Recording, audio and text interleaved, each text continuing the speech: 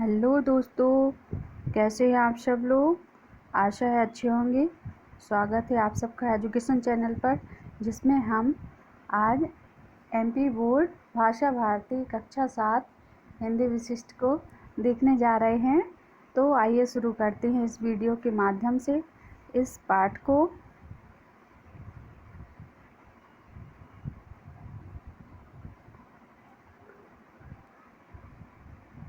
पाठ 12 नींव का पत्थर। तो आइए शुरू करते हैं इस पाठ को। इसके पात्र परिचय को समझते हैं। कौन कौन इसके पात्र हैं। तो लक्ष्मीबाई झांसी की रानी बनी हुई हैं। जूही और सुंदर राम लक्ष्मीबाई की सहेलियां हैं। रघुनाथ राव लक्ष्मीबाई के सेनापति हैं, सेना के सेनापति हैं। तात्या लक्ष्मीबाई के एक सहयोगी, सन 1857 के स्वतंत्रता संग्राम सेनानी के।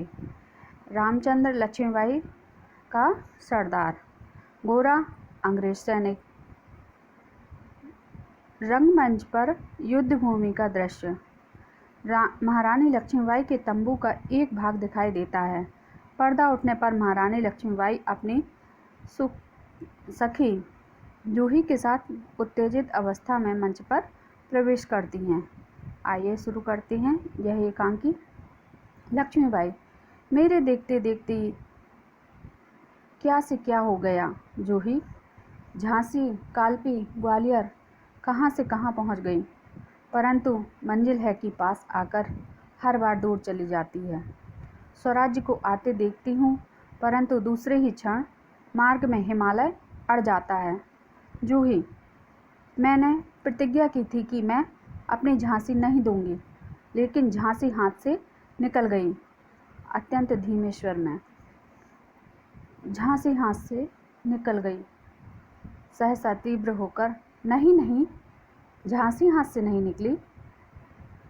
मैं अपनी झांसी नहीं दूंगी, मैं झांसी लेकर रहूंगी। मैं अकेली हूँ, लेकिन उससे क्या, अकेली ही झांसी लेकर रहूंगी। जूही, कौन कहता है आप अकेली हैं महारानी, हम आपके साथ हैं, फिर यह निराशा कैसी। लक्ष्मीबाई, मैं निराश नहीं हूँ। मैं जानती हूँ कि मैं झांसी लेकर रहूँगी, लेकिन क्या तुम नहीं जानती कि उस दिन बाबा गंगादास ने कहा था, फिर मिट जाना। जब तक हम विलास प्रियता को छोड़कर जनसेवक नहीं बन जाते, तब तक स्वराज्य नहीं मिल सकता। वह मिल सकता है केवल सेवा, तपस्या और बलिदान से। जूही, लेकिन महारानी, उन्होंने यह भी तो कहा था कि स्वराज्य प्राप्ति से बढ़कर स्वराज्य की स्थापना के लिए भूमि तैयार करना, स्वराज्य की नींव का पत्थर बनना, सफलता और असफलता देव के हाथ में है। लेकिन नींव का पत्थर बनने से हमें कौन रोक सकता है। हमारा अधिकार है, वह हमारा अधिकार है। लक्ष्मीबाई मुस्कुराकर, शाबाश मेरे कर्नल, तुम लोगों से ही मुझे यही आशा है। जिस स्वराज्य की नींव तुम जैसी नारियों से बनने जा रही है, वह निश्चय ही महान होगा। मुझे इस बात की चिंता नहीं है कि वह मेरे जीवन काल में आता है या नहीं आता है। जूही चौंक कर, महारानी महारानी, आपने कुछ सुना है। महारानी मुस्कुराकर, सुना, ये तोपों का स्वर है। जूही, सुंदर, मुंदर, लेकिन फिरंगी तो तोपों का स्वर, फिरंगी आ गए हैं। लक्ष्मीबाई, मैं जानती हूँ कि वे आएंगे, तुम जल्दी जाओ और अपनी सेना को देखो। रघुनाथ राव से कह दो कि कूच के लिए तैयार रहें, किसी भी क्षण आवश्यकता पड़ सकती है। मुंदर, जो आज्ञा। लक्ष्मीबाई, अरे जूही, तू अगर तात्या को खोज सके तो तुरंत उन्हें यहाँ आने के लिए कह। जूही, खोज क्यों नहीं सकती, आपकी आज्ञा होने पर मैं उन्हें पाताल से भी खींच कर ला सकती हूँ। जाने को मुड़ती है कि रघुनाथ राव तेजी से प्रवेश करते हैं। रघुनाथ राव, महारानी आपने सुना। लक्ष्मीबाई, क्या रघुनाथ। जूही, क्या हुआ सरदार। रघुनाथ, महारानी, जनरल यूरोज की सेना ने मुरार में पेशवा के सेना को हरा दिया। जूही कांपकर, क्या पेशवा की सेना हार गई? लक्ष्मीबाई, पेशवा की सेना हार गई। यह अच्छा हुआ, अब पेशवा की आंखें खुलेंगी। रघुनाथ, अपनी सेना को तैयार होने की आज्ञा दो। युवराज ग्वालियर का किला नहीं ले सकेगा। रघुनाथ, मैं जानता हूँ वह अभी नहीं ले सकेगा। मैं अभी सेना को कुछ करने के लिए तैयार करता हूँ। केवल आपको सूचना देने के लिए आया था। जाता है। लक्ष्मीबाई, जूही, और जूही तुम भी जाओ। सहसा बाहर देखकर, लेकिन ठहरो, शायद सेनापति इधर आ रहे हैं। जूही बाहर देखकर, जी हाँ, ये तो सरदार तात्या ही हैं। सरदार तात्या का प्रवेश। लक्ष्मीबाई, कहिए सरदार तात्या, आज आप इधर कैसे भूल पड़े? तात्या, भाई साहब, मैं किसी के लिए सरदार हो सकता हूँ, पर आपके लिए तो सेवक ही हूँ। लक्ष्मीबाई, यह तो भाग छानने का अवसर है। आप इधर कैसे आ गए? शायद पेशवा ने भी भाग बांटने की आज्ञा दी है। तात्या, महारानी जी, इस भाग ने ही तो हमें इस दशा में पहुंचा दिया है। ये तोपें हमारी नहीं, जनरल युरोज की हैं। उसने मुरार पर अधिकार कर लिया। लक्ष्मीबाई, कर लिया तो मैं क्या करूं? उसने ठीक ही किया। तात्या तड़पकर, भाई साहब, ऐसा नहीं कहें। अब तो आप ही रक्षा कर सकती हैं। क्षमा करें, राव साहब ने कहलवाया। लक्ष्मीबाई तीव्र होकर, राव साहब ने कहलाया? अब राव साहब ने अब कहलवाया है? अब नींद खुली है आप लोगों की? मैंने बार बार समझाया, पर आपने नहीं सुना। ग्वालियर का किला क्या जीत लिया? मानो सारे हिंदुस्तान को जीत लिया। उस जीत को नशे में तुम भूल गए कि यह किला हमारा अंतिम लक्ष्य नहीं था। लक्ष्य पाने का एक साधन मात्र था। तुम साधन को लक्ष्य समझ बैठे। तुम्हारा त्याग, तुम्हारी तपस्या, तुम्हारा बलिदान सब ढोंग साबित हुए। तात्या व्यग्र होकर, भाई साहब, आप यूं कब तक फटकारती रहेंगी? जूही, सरदार, इस बार उनको माफ़ कर दीजिए। लक्ष्मीबाई, तू कहती है? अच्छा। मुंदर का प्रवेश। मुंदर, सरदार, सेना तैयार है। लक्ष्मीबाई, तो मैं भी तैयार हूँ। तात्या, तुमसे मुझे बहुत आशाएं थी। तुम्हारे रहते यह सब क्या हो गया? जूही, सरकार, ये स्वामी भक्त है। लक्ष्मीबाई, लेकिन आज हमें स्वामी भक्त से ज़्यादा देशभक्तों की आवश्यकता है। खैर, अब भी कुछ नहीं बिगड़ा। अब भी बहुत कुछ किया जा सकता है। तात्या, इसलिए तो आया हूँ भाई साहब। आप जो कहेंगी वही करूँगा। जो योजना बनाएंगी उन्हीं पर चलूँगा। लक्ष्मीबाई, तो जाओ, और याद रखो, हमें स्वराज लेना है। हमें रणभूमि में मौत से जूझना है। तात्या, महारानी, आपकी जय हो। मैं युद्ध के लिए तैयार होकर आया हूँ। लक्ष्मीबाई, जानती हूँ, लेकिन सेनापति, इस बार यह याद रखना कि यदि दुर्भाग्य से विजय न मिल सकी तो तुम्हें सेना और सामग्री दोनों को दुश्मन के घेरे से निकाल ले जाना है। तात्या, ऐसा ही होगा। लक्ष्मीबाई, तात्या, मेरा मन कहता है कि यह मेरे जीवन का अंतिम युद्ध है। जीत हो या हार, मुझे बात की चिंता नहीं। चिंता केवल इस बात की है कि हमारी वीरता कलंकित होने न पाए। तात्या, भाई साहब, वीरता आपको पाकर धन्य है। आपके रहते कलंक हमारी छाया भी नहीं छू सकेगा। आज्ञा दीजिए। प्रणाम। महारानी लक्ष्मीबाई, प्रणाम तात्या, मैं सीधी युद्ध भूमि में जा रही हूँ। देर न लगाना। तात्या चला जाता है। मुंदर, सरकार, आज मैं बराबर आपके साथ रहूँगी। जूही, और मैं तोपखाने संभालूंगी। लक्ष्मीबाई, और हम सब मिलकर या तो स्वराज्य प्राप्त करके रहेंगे या स्वराज की नींव का पत्थर बनेंगे। हर हर महादेव। युद्ध का कोलाहल एक क्षण बाद अट्टहास करती हुई जूही मंच पर प्रवेश करती पीछे पीछे मुंदर है। मुंदर, अरे जूही, तू इतना क्यों हंस रही है? जूही, मुझे कल की याद आ रही है मुंदर। हमारा पठान सरदार कैसे चिल्ला चिल्ला कर लड़ता है। हमारी बात मुलाहिजा करो, हमारी बात मुलाहिजा करो। और उस स्मिथ की सेना ने बार बार फाटक पर हमला किया, परंतु हर बार उसे पीछे हटना पड़ा। मुंदर, लेकिन इसमें तो इतना हंसने का कोई कारण नहीं है। जूही, क्यों नहीं है? पठान सरदार की तोपें को मार्ग से फिरंगी पीठ दिखा दें और मुझे हंसी ना आए। स्वराज्य की लड़ाई में हम एक मंजिल को और बढ़ जाएं, इस पर भी मैं हंस ना सकूं।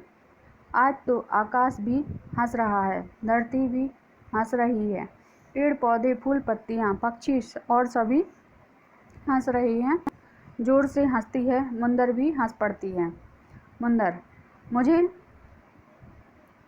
अपने पठान सरदार पर बड़ा गर्व है, लेकिन सिपाही को क्या इस तरह हंसना चाहिए?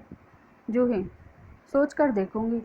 मुंदर, तुमसे बात करना बेकार है। अच्छा, क्या बाई साहब पूजा कर चुकी होंगी? लक्ष्मीबाई का प्रवेश। लक्ष्मीबाई, कर चुकी मुंदर, मैं तैयार हूँ। तूने सबको सूचना दे दी ना? और घोड़ा ले आई। मुंदर, बस वहीं जा रही थी कि इस पगली की हंसी ने मुझे रोक लिया। अब जाती हूँ, इसे आप संभालिए। मुंदर जाती है। लक्ष्मीबाई जूही के कंधे पर हाथ रख कर, तू इतना क्यों हंस रही है? सिपाही तो इतना नहीं हंसना चाहिए। जूही, मुंदर जितनी समझ तो मुझ में नहीं है भाई साहब, पर इतना जरूर जानती हूँ कि हंसने से मृत्यु का डर दूर हो जाता है। लक्ष्मीबाई, सच? तब तो मुझे भी हंसना चाहिए। जूही, जरूर हंसना चाहिए भाई साहब, और आज तो हमें स्वराज्य लेना है या उसकी नींव का पत्थर बनना है। बीच का कोई रास्ता नहीं। लक्ष्मीबाई, हाँ जूही, अब तो इधर या उधर। मुस्कुराकर, अच्छा, अब तो पठान सरदार को ढूंढकर कल वाली बात को याद तो दिला। जूही, कौन सी बात की भाई साहब? लक्ष्मीबाई, यही कि कोई वैसी बात हो तो उन्हें सेना लेकर निकल जाना चाहिए और स्वराज की लड़ाई जारी रखनी चाहिए। जूही, क्षमा करें भाई साहब, आप बार बार उन अशुभ परिणामों की कल्पना क्यों करती हैं? लक्ष्मीबाई, सैनिकों के लिए शुभ और अशुभ कुछ नहीं होता, उसे सब कुछ कल्पना करनी पड़ती है, क्योंकि उसका लक्ष्य शहीद होना ही नहीं, जय पाना भी है। मैं तो कहूँगी जय पाना ही उसका लक्ष्य है। जूही, समझ गई भाई साहब, अभी जाती हूँ। जाती है। लक्ष्मीबाई एक क्षण उसको जाते देखती है और फिर मुस्कुरा उठती है। लक्ष्मीबाई, कैसी सरल, कैसी वीर बालक एक मुंदर है, मानो वीरता की साक्षात मूर्ति हो। एक यह जूही है कि डर भी जिससे स्वयं डरता है। क्या इनके रहते हुए हमारी पराजय हो सकती है? मुंदर का प्रवेश। मुंदर, भाई साहब, घोड़ा ले आई हूँ, आइए देख लीजिए। लक्ष्मीबाई, चलो, दोनों द्वार के पास आती हैं। जानवर देखने में मुंदर है, एक क्षण के लिए बाहर निकल जाती हैं। मुंदर वहीं दीवार का सहारा लिए खड़ी रहती हैं। लक्ष्मीबाई दूसरे क्षण ही लौट आती हैं। मुंदर, घोड़ा सचमुच सुंदर है, परंतु अस्तबल का जीव जान पड़ता है। ऐसे घोड़े की कभी कभी युद्ध भूमि में अड़ जाया करते हैं, लेकिन कोई चिंता नहीं। अब तुम दामोदर को देखो, उसे खिला पिलाकर रामचंद्र की पीठ पर बांध देना। और हाँ, रघुनाथ कहाँ हैं? मुंदर, वे सब इधर ही आने वाले थे। लीजिए, वे आ भी गए। आइए आइए, आप लोग इधर आइए। उसी क्षण रघुनाथ, रामचंद्र तथा दूसरे कई सरदार मंच पर आकर लक्ष्मीबाई को प्रणाम करते हैं। लक्ष्मीबाई, मैं अभी आप लोगों की चर्चा कर रही थी। आप सब तैयार हैं ना? रघुनाथ, जी महारानी जी, हमने मोर्चा का प्रबंध कर लिया। लक्ष्मीबाई, रामचंद्र, आज तुम दामोदर को अपनी पीठ पर बांध लेना। अगर कहीं मैं वीरगति पाऊं तो। रामचंद्र, ऐसा न कहें महारानी जी, जीत हमारी ही होगी। लक्ष्मीबाई, मैं भी ऐसा ही मानती हूँ, मानना भी चाहिए, लेकिन फिर भी सेनापति को सभी स्थितियों के लिए तैयार रहना आवश्यक है। इसलिए मेरे मर जाने पर तुम दामोदर को दक्षिण ले जाना। स्वराज्य की लड़ाई समाप्त होनी चाहिए। मुंदर, स्वराज की लड़ाई स्वराज्य मिलने पर ही समाप्त हो सकती है भाई साहब। लक्ष्मीबाई, तभी तो कहती हूँ कि हमें केवल नाम के लिए नहीं लड़ना चाहिए। रामचंद्र, आपकी आज्ञा का पालन होगा महारानी जी। लक्ष्मीबाई, और रघुनाथ, तुम्हें इस बात का ध्यान होगा कि फिरंगी मेरी देह को न छूने पाए। मुंदर, भाई साहब, आप बार बार मरने की ही बात क्यों करती हैं? रघुनाथ, सावधान मुंदर, सिपाही को व्याकुल नहीं होना चाहिए। महारानी जी, विश्वास दिलाता हूँ कि आपकी पवित्र देह को छूने का साहस केवल पवित्र अग्नि ही कर सकेगी। मुंदर, भाई साहब, मेरी भी एक प्रार्थना सुन लीजिए। जीते जी सदा आपके साथ रही, मरने पर आपके साथ रहना चाहती हूँ। लक्ष्मीबाई, ऐसा ही होगा। ला, हम सबको शरबत पिला, हम सब चलें। मुंदर, अभी लाती हूँ भाई साहब। लाने को मूर्ति है कि सहसा बिगुल बज उठता है। लक्ष्मीबाई, तो फिरंगी का बिगुल बज उठा। शरबत रहने दो मुंदर, अब तो वीरता का शरबत हमारी राह देख रहा है। चलो, दुश्मन को छीनकर हम सब उस पर अधिकार करेंगे। हर हर महादेव। सभी हर हर महादेव का घोष करते हैं। मंच पर प्रकाश झुलसाने लगता है। तोपों का गर्जन तीव्र होता है। मंच पर पूर्ण अंधकार छा जाता है। आवाज़ें उसी प्रकार उभरती रहती हैं। फिर प्रकाश उभरने लगता है। उसी समय मुंदर तेजी से प्रवेश करती है। मुंदर, रानी साहिबा, रानी साहिबा। स्थानीय सेना एक हिस्सा दुश्मन से जा मिला। लक्ष्मीबाई, काँप कर जा मिला? जो डर था वही हुआ, लेकिन चिंता नहीं। तात्या को इस बात की सूचना दो और जूही से कहो कि तोपखाने को चेतन करके मार तेज कर दें। मुंदर, अभी जाती हूँ महारानी। मुंदर जाती है। कोलाहल तेज होता है। लक्ष्मीबाई पूर्णतः तेज स्वर में कहती हैं। लक्ष्मीबाई, वीर सैनिकों, अच्छा हुआ जो वे कायर हमसे अलग हो गए।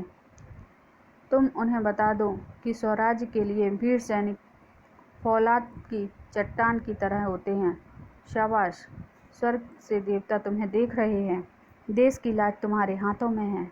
सैनिकों, अपनी तलवारों की चमक से दुश्मनों की आँखों को चौंधिया दो। मुंदर का तेजी से प्रवेश। मुंदर काँप कर, सरकार, सरकार, जूही। लक्ष्मीबाई, क्या हुआ जूही को? क्या वह घायल हो गई? उसकी मरहम पट्टी का प्रबंध हुआ? मुंदर, भाई साहब, जूही घायल नहीं, तलवार से लड़ती हुई वह स्वर्ग चली गई। दुश्मन की सारणी सवारों की एक पूरी टुकड़ी उसके तोपखाने पर जा टूटी और वह चारों ओर से घिर गई, लेकिन वह तनिक भी तो नहीं घबराई। तलवार हाथ में लिए नाचती रही और हंसती रही। शत्रुओं के सैनिक बहुत कीमत देकर उसे स्वर्ग भेज दिया, परंतु उसकी हंसी अभी भी युद्ध में गूंज रही है। प्राणों ने उसका साथ छोड़ दिया, परंतु उसकी हंसी अब भी उसके मुख पर नाच रही है। सहसा मुंदर जोर से हंस पड़ी। लक्ष्मीबाई, मुंदर, मुझे जूही पर गर्व है, लेकिन तू इतना क्यों हंसती है? क्या तू भी जाने वाली है? रघुनाथ का तेजी से प्रवेश। रघुनाथ, महारानी, दुश्मन की पैदल सेना ने पीछे से आकर हमला बोल दिया। हम घिर गए। सावधान, उसी तेजी से चला जाता है। मुंदर, पीछे से हमला हो गया है। महारानी, हम घिर गए हैं। महारानी पास आकर, कोई चिंता नहीं, मैं राव शहर की ओर जाती हूँ, तुम अपने मोर्चे पर जाओ। आज के दिन के लिए हमने जन्म लिया। तेजी से मुड़ती है कि तात्या मंच पर प्रवेश करते हैं। तात्या हाँफता हुआ, भाई साहब, जो होना था सो हो चुका, अब कोई आशा नहीं है। लक्ष्मीबाई, मैं जानती हूँ, लेकिन तुम्हें अपना काम याद है ना? तात्या, याद है भाई साहब, मैं आपको भी निकाल कर ले जा सकता हूँ, आप मेरे साथ चलें। लक्ष्मीबाई, नहीं तात्या, यह नहीं होगा। तात्या, मुझे तो अपने पास रहने की आज्ञा दीजिए। लक्ष्मीबाई, तुम दुर्बल हो, नहीं जानते कि स्वराज्य हम सबसे बड़ा है, इसलिए कलेजे पर पत्थर रखकर सेना को निकाल ले जाओ। आज़ादी के युद्ध की यह लौ कभी नहीं बुझनी चाहिए। यह मेरी आज्ञा है। तात्या, आपकी आज्ञा का पालन होगा भाई साहब। तेजी से बाहर जाता है। पीछे लक्ष्मीबाई और मुंदर भी जाती हैं। युद्ध घोष तीव्र होता है। 2 क्षणों के लिए मंच पर यही स्वर गूंजता रहता है। सैनिक लड़ते हुए उधर से इधर आते हैं। तभी मुंदर के साथ रघुनाथ वहां प्रवेश करता है। रघुनाथ, मुंदर, महारानी कहाँ है? शत्रु वह बहुत तेज हो रहा है, तुम्हें उनका साथ नहीं छोड़ना चाहिए। मुंदर, उनके पास पहुंचने के सब रास्ते बंद हो चुके। दोनों ऊंचे स्थान पर चढ़ जाते हैं। वह देखो सरदार, महारानी किस तरह दोनों हाथों में तलवार लिए लड़ रही हैं, मानो साक्षात महाकाली हम लोगों की रक्षा के लिए धराधाम पर उतरी हैं।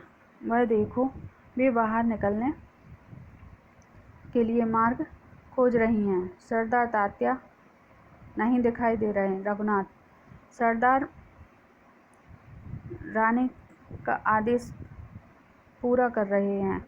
वे दुश्मन का व्यूह तोड़कर दक्षिण की ओर बढ़ रहे हैं। सहसा कांपकर, अरे इधर तो रामचंद्र घिर गया, दामोदर उसकी पीठ पर है। चिल्लाकर, ठहरो शैतानों, तुम उसे छू नहीं सकते। तेजी से निकल जाता है। मुंदर, ओह, मैं क्या करूं? इधर महारानी है, उधर उनका बेटा, किधर जाऊं? मैंने रानी से कहा था कि आपके साथ रहूंगी, लेकिन रानी का बेटा रानी से बढ़कर, उसका जीना आवश्यक है।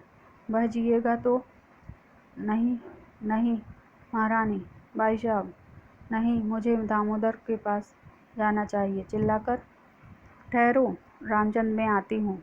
हर हर महादेव। तेजी से बाहर जाती और शोर बढ़ता है। दूसरे ही क्षण लक्ष्मीबाई मंच पर प्रवेश करती हैं। वे बहुत घायल हो चुकी हैं, लेकिन आवेश में पुकारती हुई आती हैं। लक्ष्मीबाई, नहीं, तुम मुझे नहीं पा सकते, मैं तुम सबको समाप्त कर दूंगी। यह लो।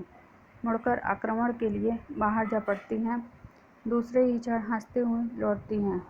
सब भाग गए। चारों ओर सन्नाटा ही सन्नाटा, मृत्यु का सन्नाटा, पराजय का सन्नाटा। स्वराज्य की मंजिल दूर रह गई, लेकिन कोई डर नहीं। मैंने नींव इतनी मजबूत डाली कि जब उस पर भवन बनेगा तो प्रलय भी उसे नहीं डिगा सकेगी। रघुनाथ मुंदर के शरीर को उठाए मंच पर प्रवेश करता है। कौन? रघुनाथ, यह तुम्हारी पीठ पर कौन है? मुंदर, तो मुंदर भी गई। रघुनाथ, हाँ महारानी, मुंदर भी गई। एक एक करके सभी नींव के पत्थर बन गए। उसकी देह को कोई छू न सका, इसलिए उठा लाया हूँ। लेकिन आप सावधान रहें, शत्रु के सैनिक इसी ओर आ रहे हैं। मैं मुंदर का दाह संस्कार करने के लिए उधर जा रहा हूँ।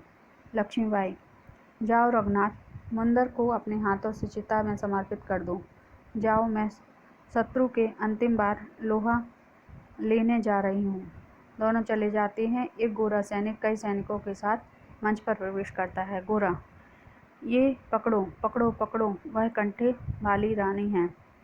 देखो, कैसे तलवार चलाती है, उसे पकड़ो। तेजी से स्वर में रामचंद्र प्रवेश करता है। रामचंद्र रानी को पकड़ने से पहले अपने को संभाल।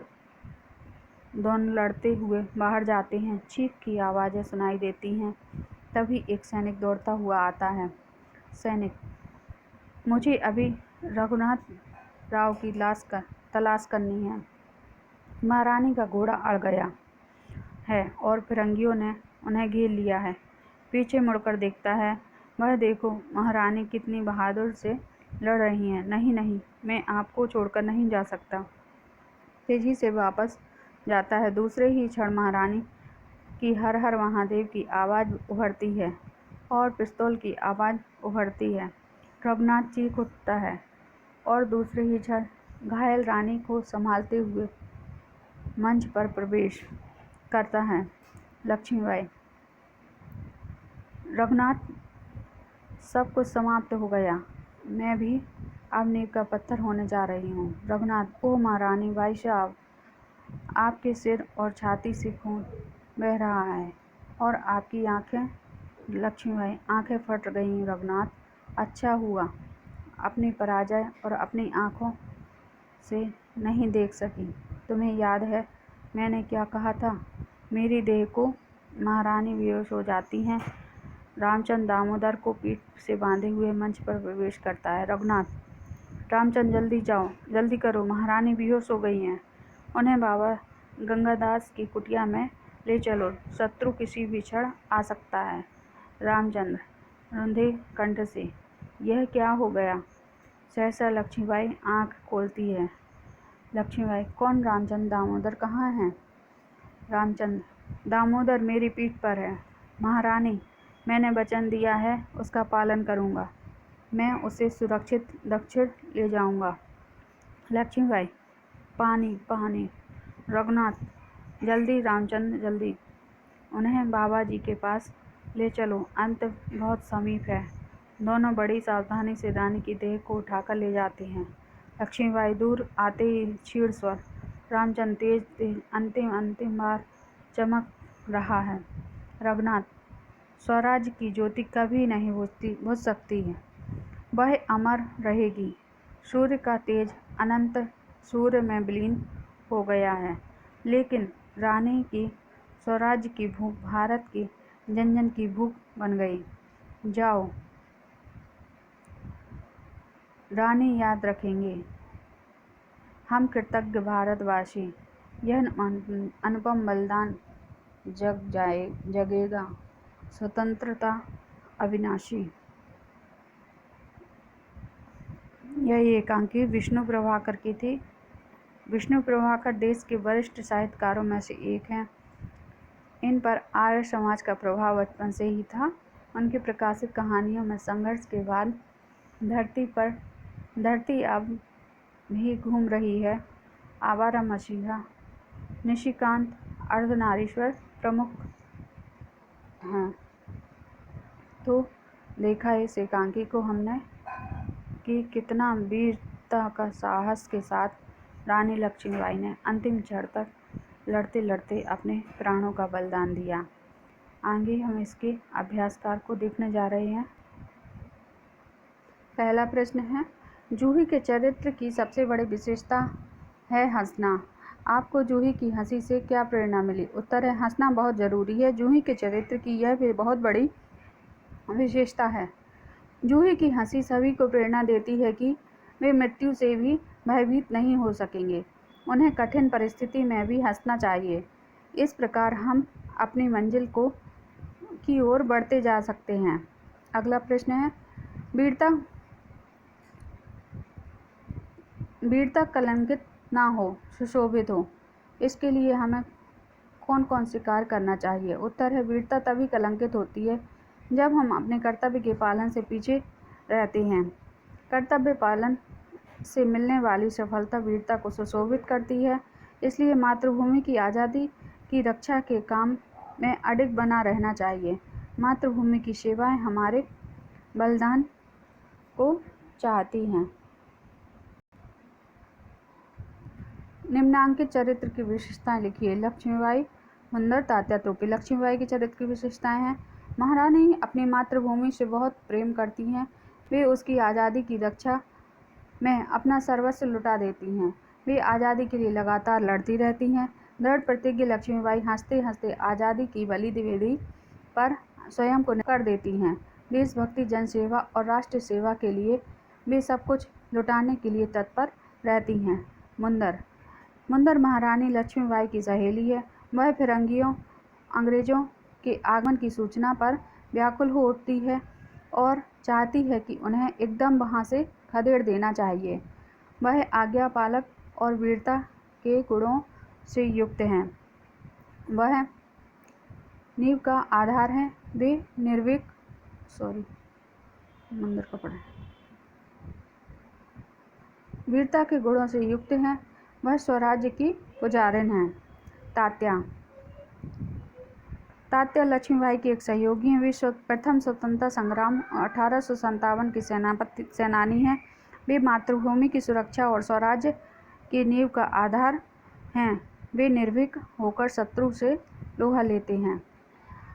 निम्नांकित कथनों का आशय स्पष्ट कीजिए। का नंबर का, हम सब मिलकर या तो स्वराज्य प्राप्त करके रहेंगे या स्वराज्य की नींव का पत्थर बनेंगे। उत्तर है, स्वराज्य प्राप्त करने में सफलता हम सब के लिए सम्मिलित प्रयासों से संभव है। आज़ादी मिल भी सकती है, अन्यथा आज़ादी के लिए किए गए अपने प्रयासों के द्वारा स्वराज्य की नींव का पत्थर तो बन ही जाएंगे, जो आज़ादी के भवन को ऊंचा और मजबूत बनाने में सहायक होगा। खा नंबर, सूर्य का तेज अनंत सूर्य में विलीन हो गया। उत्तर है, लक्ष्मीबाई की सेना का सेनापति रघुनाथ राव महारानी लक्ष्मीबाई का सर्वस्व त्याग पर कहता है कि महारानी लक्ष्मीबाई सूर्य जैसे तेज से युक्त थी। उनका तेज सूर्य के कभी भी समाप्त न होने वाले तेज में विलीन हो गया। कहने का तात्पर्य है कि सूर्य अंतहीन तेज से स्वयं चूकने वाली वीरांगना अब उसी तेज में विलीन हो गई, अमर हो गई।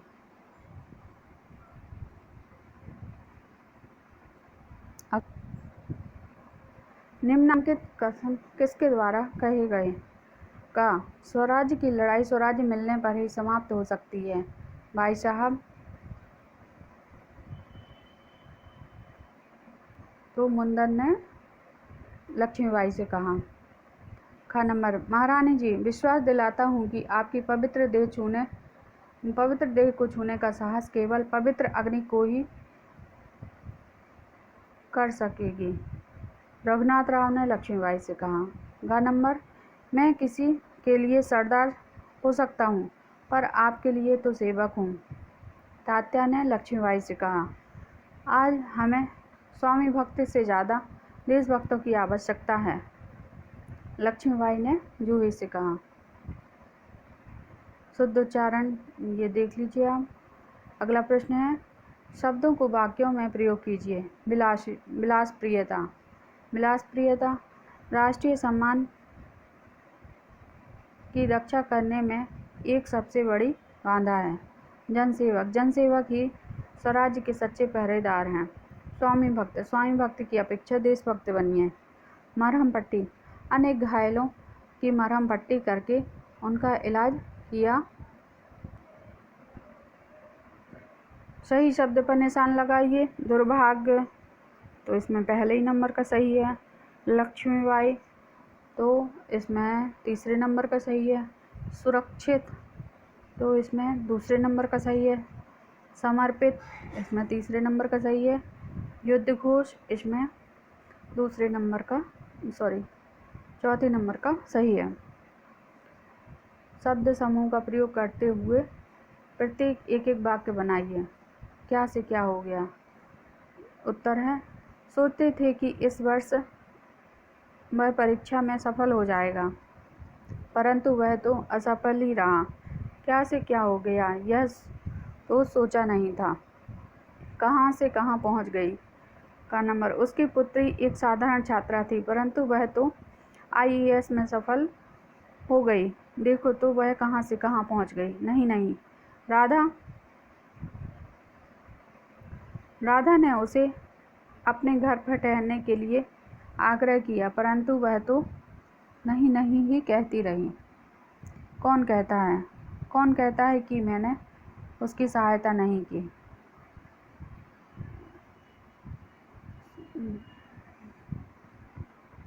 दो वाक्य छांट कर लिखिए। कौन, कहाँ, कब, किसने, कैसे।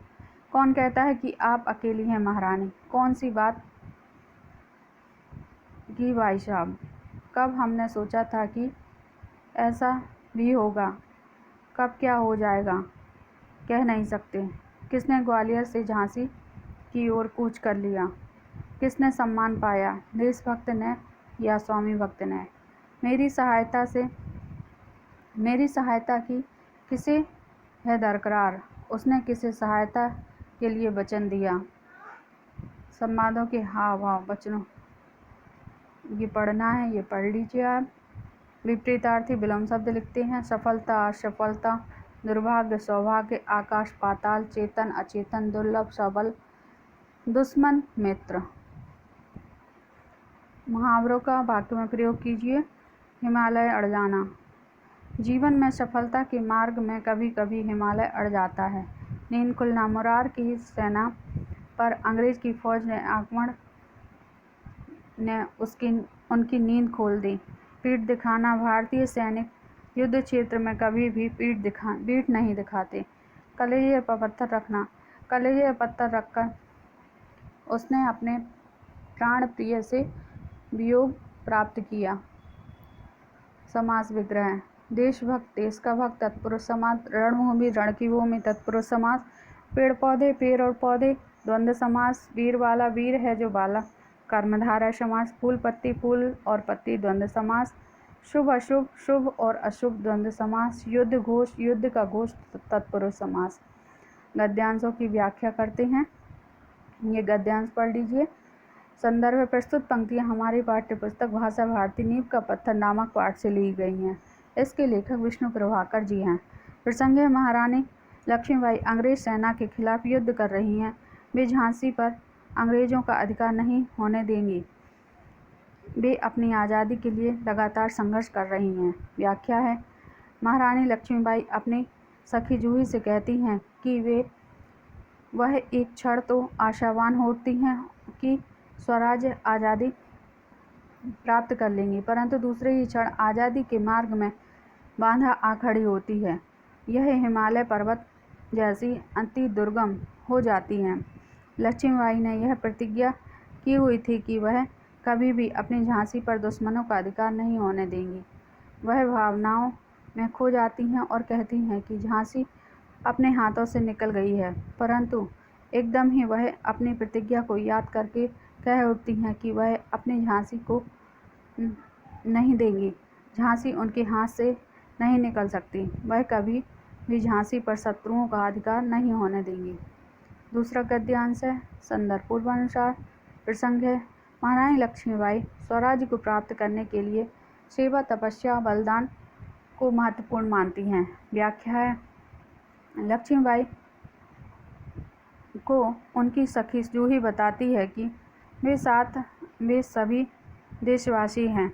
लक्ष्मीबाई इस बात को भली भांति जानती हैं कि पूरी जनता का सहयोग उनके साथ है, अतः वे झांसी को फिर से अपने अधिकार में लेकर ही रहेंगी। लक्ष्मीबाई अपनी सखी से कहती हैं कि बाबा गंगादास का उपदेश तो हम जानती ही हैं। उन्होंने कहा था, झांसी मातृभूमि की आज़ादी के लिए हमें मर मिट जाना चाहिए। उन्होंने कहा था कि हम जब तक विलासी बने रहेंगे तब तक हम आदमी की सेवा करने वाले हम लोग नहीं हो सकते तथा आज़ादी को प्राप्त भी नहीं कर सकते। स्वराज्य के लिए सेवा के कार्यों से, तपस्या से और स्वयं के बलिदान करने की भावना से प्राप्त किया जा सकता है। तीसरा गद्यांश है। संदर्भ पूर्वानुसार है। प्रसंग है, महारानी लक्ष्मीबाई की सहेली जूही अपने इस वार्तालाप में स्वयं स्वराज्य स्थापना के लिए स्वराज्य की नींव का पत्थर बनने को अनिवार्य बतलाती हैं। व्याख्या है, महारानी लक्ष्मीबाई जूही बाबा गंगादास के उपदेशों के बारे में याद दिलाती हुई कहती है कि उन्होंने बतलाया था कि स्वराज्य को प्राप्त करने से भी बढ़कर यह जरूरी है कि स्वराज्य की स्थापना के लिए भूमि तैयार की जाए, फिर स्वराज्य की नींव का ऐसा पत्थर जड़ा जाए कि उस पर आज़ादी का भवन निर्माण होता चला जाए। उस आज़ादी को प्राप्त करने में जो भी सफलता असफलता हाथ लगेगी वह तो देवता के अधीन है, परंतु आज़ादी की नींव का पत्थर बनने में हमारे लिए कोई भी बाधा नहीं डाल सकता।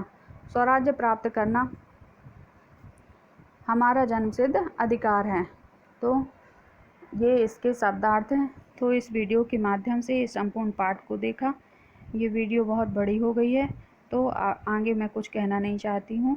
धन्यवाद।